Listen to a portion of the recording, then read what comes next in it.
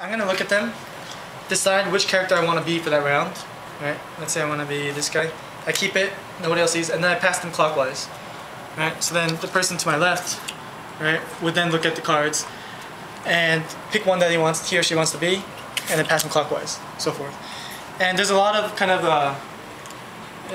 there's a lot of like psychology and kind of logical deduction that goes on, because you know, when I take my one and the second person receives the cards, that person can narrow down what I've taken to one of two cards, because there's two unknown cards, right? And so they can deduce which one is more likely, and then based on that they might know what I am and act accordingly, take theirs and pass it. And then that person, the third person, can similarly do logical deduction and you know, and so forth until the very end. Last person will have the choice between one of two cards. Take one and then put the other one face down. So that's how the characters get assigned. Clear? Okay, so then the final part is what do the character abilities do? And so this is very important and it's worth memorizing, although they are in the rule book. So if it's your first time, you can turn to page looks like 11 or 12 and then use it as a reference. But anyways, let me go over them right now. Alright, so number one is the assassin. The assassin's ability is you announce a character and then you murder that character, so that person doesn't get a turn for that round. Okay? That's pretty straightforward.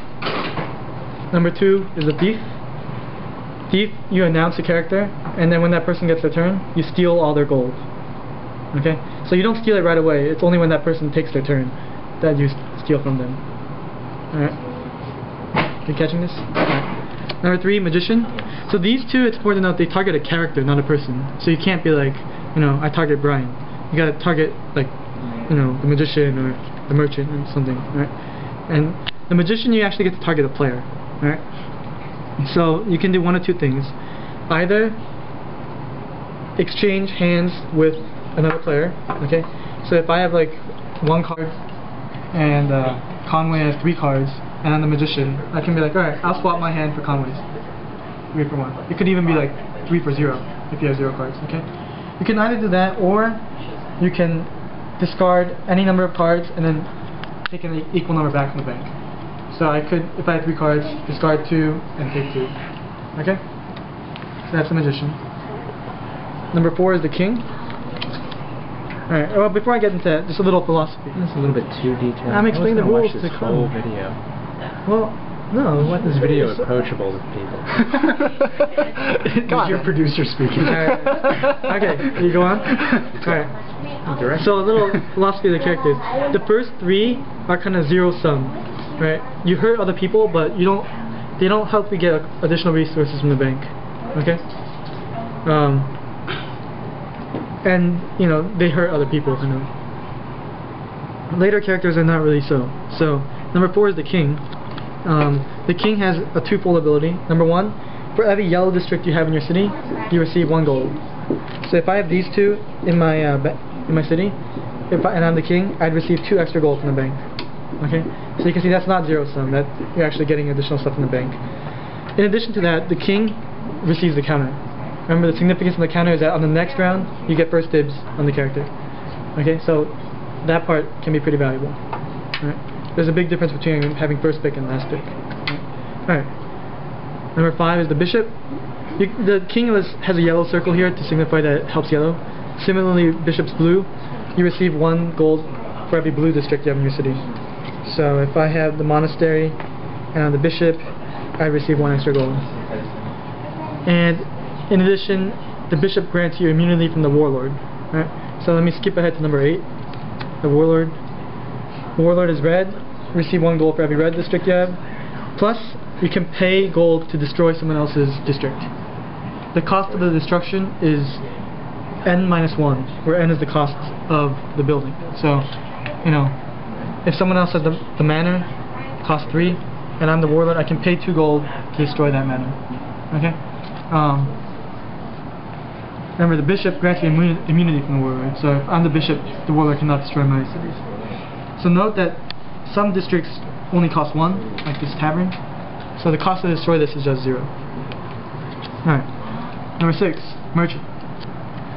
Merchant, you receive 1 for each green district you have, plus you receive 1 extra gold just for being the merchant. Okay? So merchant is generally valuable. Its value is multiplied by the fact that green is the most common color. Number 7 is the architect. When we play, we actually like to use a different card for the 7. There's like alternates for each of these, but I'll explain the vanilla one first. 7, architect.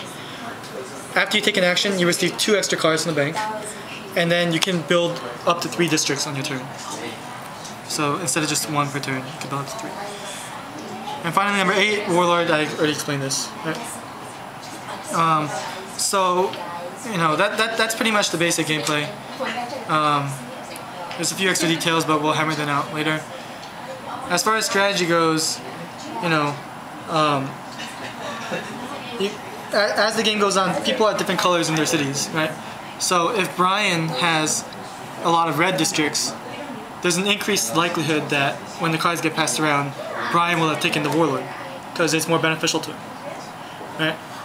And so you can use that information to your benefit. For example, let's say I'm the thief, right? And Brian has a lot of gold in front of him, right? Then I'm really going to try to deduce who Brian would be, because I want to steal from him. And so I'd use that information. But then Brian will know that, right? And so he'll probably want, you know, if he likes to live dangerously, he could take the maximum EV character, you know.